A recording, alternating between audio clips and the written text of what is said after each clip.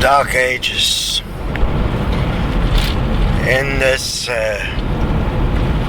battle for dominion on earth between the system and that which was emerging from earth that was difficult to clarify or understand, the Dark Ages played a major role in impulsing the very substance of the physical into an immense fear of what may emerge from the darkness.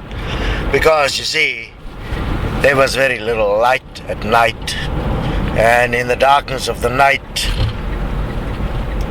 the killers and warriors would come and wipe out villages, kill children, families, rip them apart, take them away into slavery for a lifetime. And this happened for hundreds of years, life after life. The impulse was there, the desire to be able to see into the darkness so you can be prepared to face your enemy, or at least run away if the enemy come. A very real, practical thing in the physical created a massive fear for the dark in the psyche of men. And those fears turned into stories. And these stories turned into religions. And opportunists took advantage of that and embedded these stories into written word and into the education. And today we have the result. Are we still living in the Dark Ages? Oh yes, you're still worried about the enemy that's around the corner that suddenly come at you, those that you can't see behind you, who may stab you. You're still in the same point where you don't trust anyone. As long as you win and you have the power, they've created a new power, money. And this money determines who wins. Fortunately, death hasn't always been used, but it will be more and more used.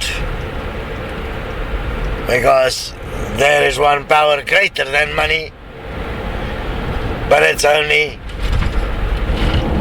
Oh, actually it works both ways. It's death. It's for those that remain behind.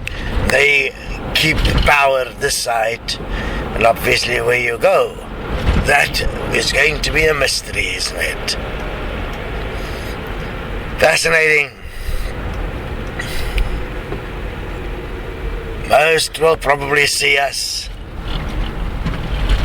as mad, crazy lunatics that we could even consider equality and disregard self-interest. It's actually a simple equation, simple mathematics.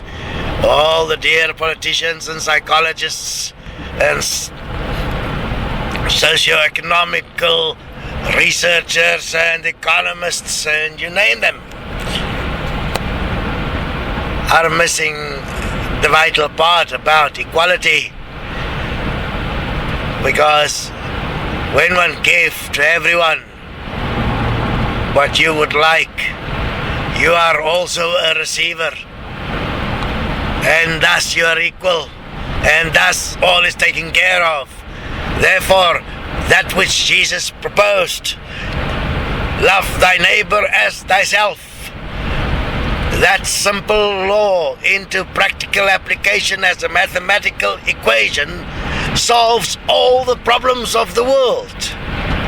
But there is not a single person that believe in Jesus, that actually understood his message or can live it practically in this world. You all want to fuck off to some heavenly place. That's all a scam. The real message is love thy neighbor as thyself. Do unto another. That is equality. That is, if you give to everyone what you would like, you are also the receiver. 1 + 1 + 1, the law of accumulation, makes earth a place of heaven. And we as man can restore the Garden of Eden.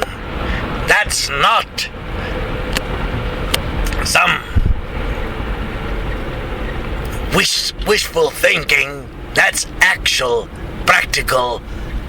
Here, if you study the Desteni material, you study what we say and how we go about it, you will see the astounding thing. That what we say is actually practically possible.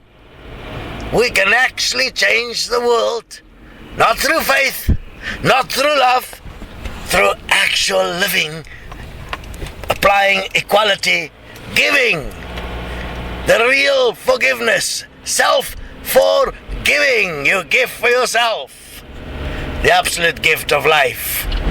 And thus, no one will ever come to this reality again and be wanting or be suffering needlessly. Join us. We are doing this whether you are with us or not, because we know, inevitably, there is more people with common sense in this world than what there is abusers that live in self-interest. And when the message is understood, those with dignity and integrity will stand with us, and we will be the equality that will emerge in this world as life born from the physical.